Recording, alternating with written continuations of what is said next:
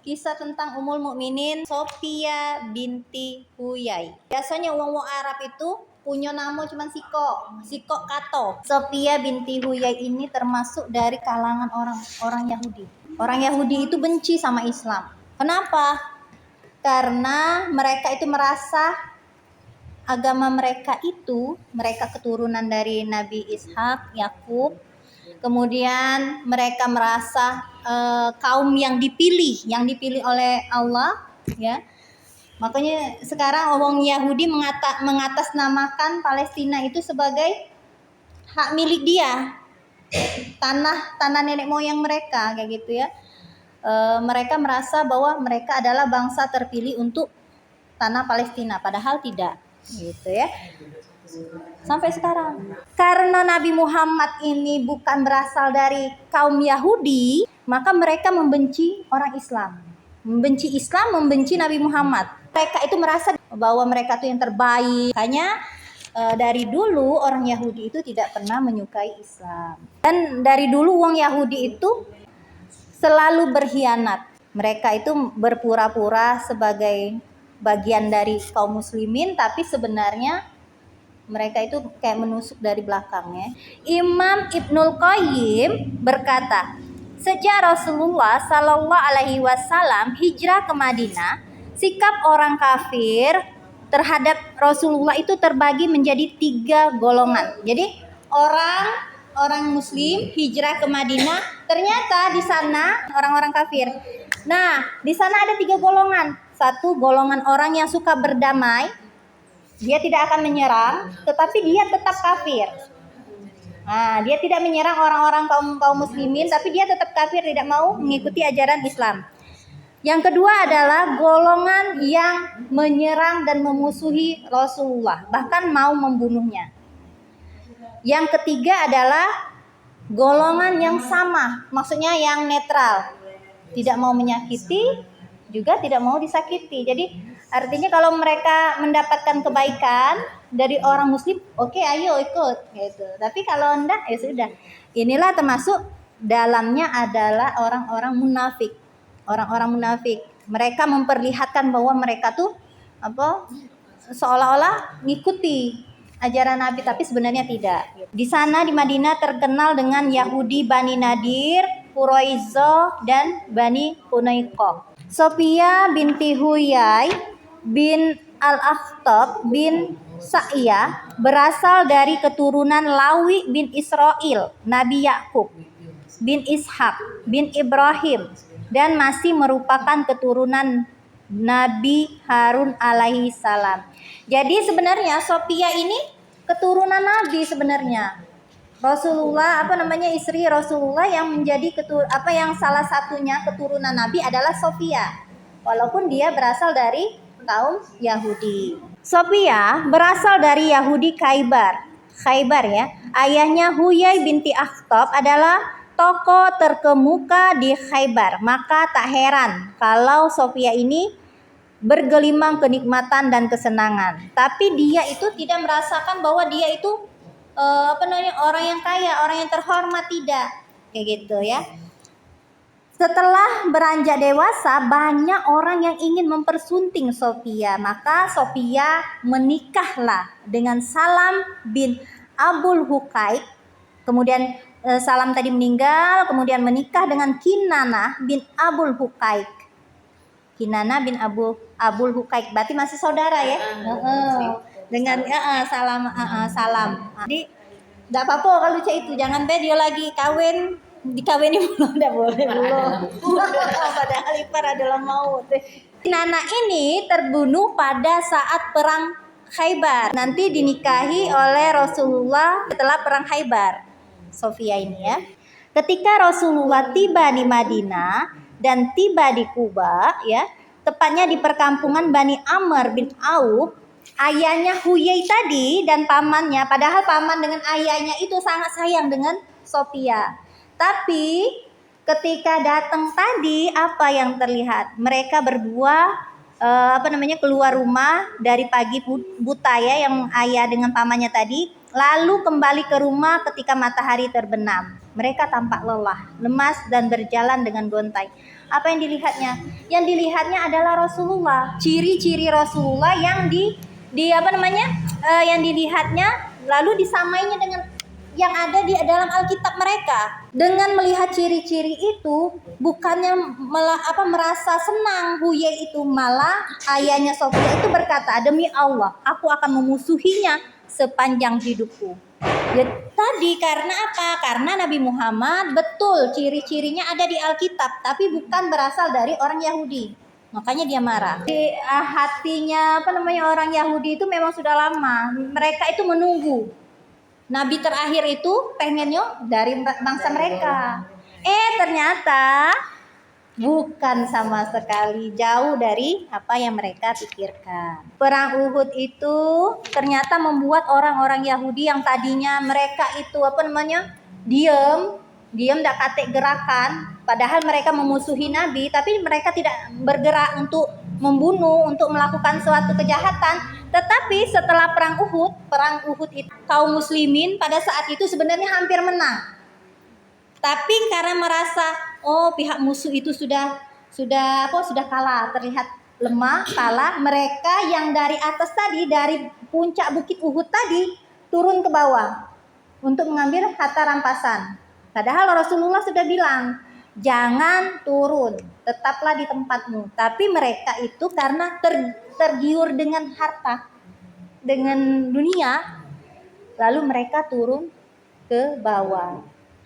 Jadi yang di atas itu cuma sedikit. Maka ketika orang musuh Islam itu tahu kondisi kayak gitu, maka mereka langsung menyerah. Akhirnya kalah di perang Uhud. Orang muslim kalah di perang Uhud.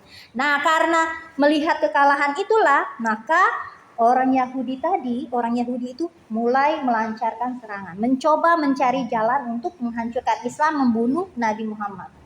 Ya gitu. Dan apa yang dilakukan oleh Rasulullah dengan keadaan orang-orang Yahudi yang mulai berani, maka ada kisah seperti ini ya. Suatu ketika Rasulullah pergi ke perkampungan orang-orang Yahudi Bani Nadir.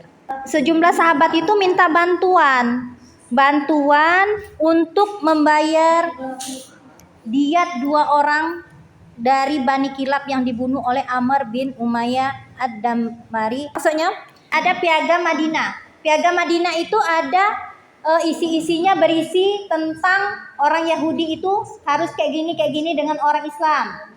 Orang Islam kayak gini dengan orang Yahudi. Tidak boleh membunuh. Dua-duanya nggak boleh membunuh. Tetapi pada saat ini Amr bin Umayyah Ad-Damri tadi membunuh dari orang muslim, 2 orang muslim. Maka dimintalah balasan. Kalau orang ngomong itu balasan ya, diat. Jadi dibayar dengan sejumlah uang yang telah ditentukan oleh orang muslim, pihak muslim. Nah, ternyata apa yang dilakukan oleh orang Yahudi? Maka orang Yahudi berkata seperti ini. Kami bersedia, wahai Abul Qasim. Abul Qasim adalah julukan Nabi Muhammad. Jadi dikatakannya, duduklah sini dulu. Kata orang Yahudi menyuruh Nabi Muhammad. Nabi Muhammad ada di situ juga untuk menagih. Jadi Rasulullah bukan di rumah, tapi ikutan bersama para sahabat untuk menagih ke sana. Duduklah di sini. Kami akan mengumpulkan dana diat itu. Maka Rasulullah pun duduk di dinding salah satu rumah orang Yahudi untuk menunggu apa yang dijanjikan oleh mereka. Termasuk di situ ada Abu Bakar, Ali, Umar, dan sahabat yang lain duduk di samping Rasulullah. Sementara orang-orang Yahudi itu mengadakan pembicaraan rahasia di antara mereka. Jadi ada orang Yahudi di belakang yang berbicara tentang apa yang akan dilakukan kepada Rasulullah. Mereka berkata, kalian tidak akan pernah mendapati dia dalam posisi seempuk ini. Maksudnya dalam posisi yang nyaman untuk dibunuh, kayak gitu ya. Kala itu Rasulullah sedang duduk di samping tembok salah satu rumah Yahudi. Siapa yang berani naik ke atap rumah itu dan lemparkan batu ke atas kepalanya. Jadi dari atap itu orang Yahudi itu pengennya ada orang yang berani melemparkan batu kepada Rasulullah, sehingga kita tidak lagi disibukkan dengan urusan dengan Rasulullah. Kan selama ini memang yang menjadi masalah adalah Rasulullah. Jadi harusnya Rasulullah harus dibunuh kayak gitu. Namun dikira nggak ada ya, tetapi seorang Yahudi berkata, yaitu Amr bin Jahasi bin Ka'ab menyanggupi, aku akan melakukannya. Jadi dia itu berani untuk menimpukan batu dari atas atap kepada Rasulullah. Lalu Amr pun naik ke atas rumah, sementara Rasulullah dan bersama para sahabat Abu Bakar, Umar, dan Ali yang masih duduk. Dalam kondisi yang seperti itu, maka malaikat Jibril memberikan kabar atau informasi bahwa orang-orang Yahudi itu telah membuat makar, membuat kejahatan, berunding membuat itu. Akhirnya apa yang dilakukan? Rasulullah langsung berdiri dan meninggalkan tempat itu tanpa memberitahu sahabat. Kalau bukan Nabi tidak akan ada yang bisa seperti itu. Maksudnya itu Rasulullah itu selalu diberikan ketika dijahati ya, maksudnya selalu diberikan informasi lah ya dari Allah ya. Sama kayak Rasulullah ketika diracuni. Pernah dengar enggak? Ketika Rasulullah diracuni dengan daging domba oleh orang Yahudi, ini orang Yahudi juga cewek. Tulangnya domba tadi yang berbicara, yang menyampaikan bahwa ada racun di dalam daging domba itu. Orang kita nggak akan bisa, itu mujizat Nabi ya, hanya mujizat Nabi. Setelah menunggu cukup lama, maka para sahabat bingung, mana Rasulullah? Kok tiba-tiba tidak ada? Kan tidak dikasih tahu kan? Tidak dikasih tahu sama Rasul. Dilihatnya kok ada hati kayak gitu. Maka para sahabat tadi mencari Rasul dan berjumpa dengan seseorang yang baru saja dari Madinah dan bertanya kepada orang tersebut.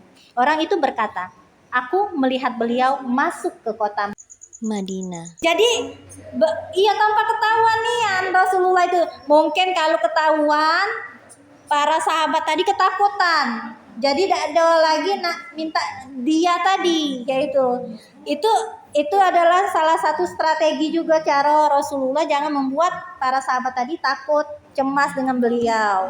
Kalau sudah ada di Madinah kan berarti mereka sudah tenang, tidak ada masalah kan kayak gitu. Lalu para sahabat segera menyusul ke Madinah dan menemui beliau. Saat itu beliau baru memberitahukan bahwa orang Yahudi itu punya rencana untuk membunuh Rasulullah. Kayak gitu ya.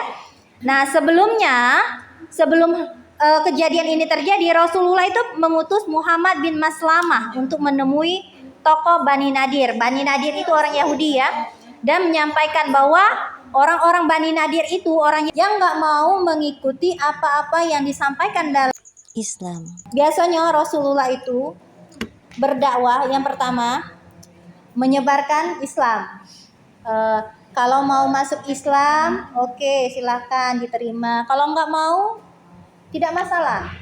Tidak ada paksaan dalam Islam. Boleh tinggal di sini, tapi ada ketentuannya. Nah, ketentuannya tadi termasuk membayar pajaknya, tapi tidak disakiti. Mereka tidak akan disakiti oleh orang-orang Muslim selama mereka tidak mengganggu orang Muslim. Nah, kayak gitu ya. Dan dakwah Rasul itu tidak langsung. Ketika ada orang Yahudi melakukan kesalahan saja, Rasulullah tidak langsung menghukum, tetapi kayak tadi diberikan dia tadi. Ada juga yang dinasehati, atau juga Rasulullah pergi begitu saja. Tapi nanti ketika ada permasalahan yang lain yang yang berhubungan dengan orang itu, tetapi dia akan merugikan kaum muslimin, maka Rasulullah baru memberikan teguran yang keras. Teguran yang keras itu bisa jadi membunuhnya, karena itu menyangkut orang-orang muslim. Bukan langsung ujuk-ujuk membunuh. Bahkan Rasulullah itu memarahi orang kafir itu ketika dia hendak dihunus pedang oleh Usama bin Zaid, dia mengucapkan la ilaha illallah. mengucapkan la ilaha illallah. Dalam Islam la ilaha illallah itu adalah kalimat yang tinggi, yang sudah mengakui bahwa dia itu muslim kayak gitu ya. Nah, lalu dibunuhlah orang kafir tadi. Lalu diceritakan kepada Rasulullah. Rasulullah marah. Karena apa? Karena Usama bin Zaid sudah membunuh orang yang sudah mengucapkan la ilaha illallah. Kalau sudah mengucapkan la ilaha illallah, maksud Rasulullah itu kan sudah dulu, cukup dulu. Tunggu nanti akan dibuktikan dengan apa? Berjalannya waktu. Nah, ini tidak kayak gitu. Karena kita tidak pernah tahu isi hati seseorang, apalagi tentang keimanan seseorang. Iman itu diucapkan dengan lisan, diamalkan dengan perbuatan, dan diyakini dalam hati. Kata Rasul, kamu tidak tahu isi hatinya. Begitu. Jadi marah Rasul. Itu makanya kalau kita marah sebenarnya tepatnya itu ketika hubungan dengan dengan keimanan. Bukan marah hal-hal yang sepele, tapi kita ini banyaknya emosi, marah. Iya, kalau Rasul itu dia marah itu kalau memang berhubungan dengan iman itu kadang naik kadang turun tadi. Nah, ketika dia naik kadang nak marah astagfirullahalazim dia kan tak jadi amun nak nyingok lah duluan ngap baru kadang tuh iya dengan anak tuh kadang tuh sampai malam tuh. Ya Allah, maafi Umi ya Mas ya, maafi Umi ya Mbak ya. Baru nyesel. Habis sudah marah tuh, ya Allah. Mas maaf ya Mas ya. Mas tuh juga cak itu nih yang jadi kuat. Masih nak bela dia nih. Kita marah dengan dia, mereka tidak tahu apa salahnya. Kita nih mungkin karena faktor capek, faktor ngantuk, banyak gawe. Jadi banyak nih yang faktor itu. Jadi anak yang kena imbas. Sekarang kalau aku marah tuh kalau aku diam nih baik. Diam dulu, nenang ke diri dulu. Dari kisah ini, kisah Nabi ini, kisah sahabat Nabi, nah kisah Ummul Mukminin ya, sahabat wanitanya. Sebenarnya hikmahnya banyak nih. Nah, ini Bena. Soal dia menghadapi orang-orang Yahudi yang sudah zalim kepada dia, kayak itu ya. Cara dia menyikapinya dengan langsung. Tidak, iya. Sebenarnya bisa Rasul ini. Kau nak jahat dengan aku kau sebenarnya iya, sebenarnya bisa. Bisa. Tapi tidak dilakukan oleh Rasulullah itu. Kalau cak kita, amun tahu wong nak jahat dengan kita. Lokak kau.